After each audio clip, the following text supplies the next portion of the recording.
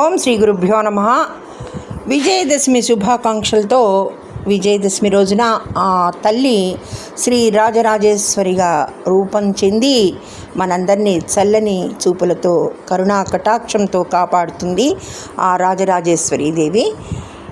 ఈ రాజరాజేశ్వరి దేవి అవతారం గురించి ఈరోజు మనం జాగతనాద బిందు భరిత ఓంకారనాదాత్మికాం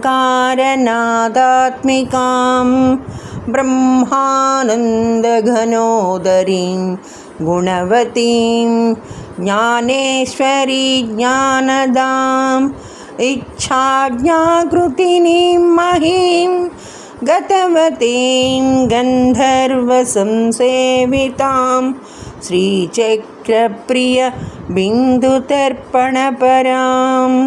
శ్రీరాజరాజేశ్వరీం.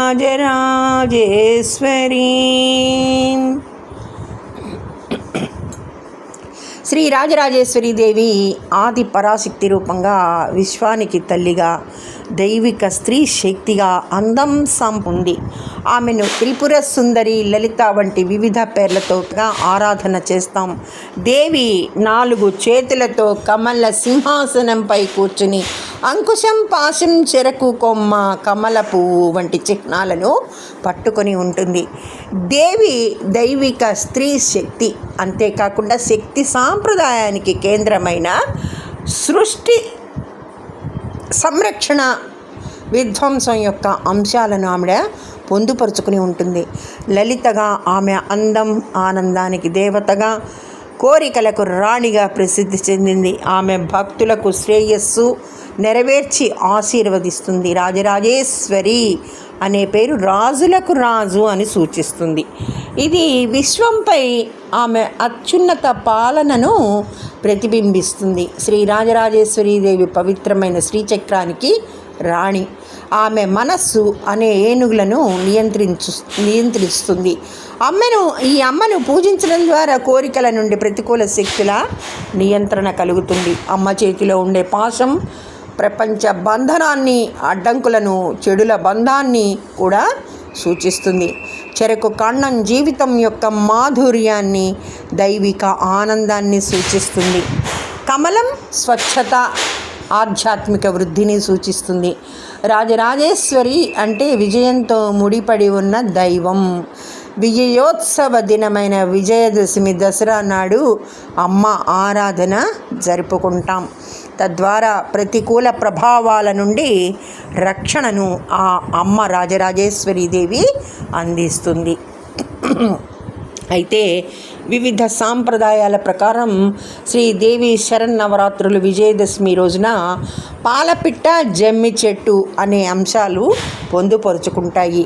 ఈ పాలపిట్ట, జమ్మి చెట్టు ఆకులు తెలంగాణలో శమీ పూజ అనంతరం పాలపిట్ట దర్శనం కోసం వేచి ఉంటారు. ఈ ప్రాంతాల్లో దానిని చూసిన తర్వాతే ఇళ్లకు తిరిగి వస్తారు. అది అక్కడి ఆచారం. వచ్చేటప్పుడు తమ వెంట జమ్మి ఆకును తెస్తారు. చిన్నవాళ్ళు పెద్దల చెట్టి వారి దీవెనలను అందుకోవడం ఆచారంగా పాటిస్తారు. బంగారం లక్ష్మీదేవికి ప్రతీక. హైదరాబాద్ నగరంలో జమ్మి కొమ్మ, ఆ కొమ్మలను ఉన్న ఆకులను బంగారు, వెండిగా పంచుతూ శుభాకాంక్షలను తెలుపుకుంటారు. దీనినే సోనాదేనా కార్యక్రమంగా పిలుస్తారు ఆ ప్రాంతాల వారు.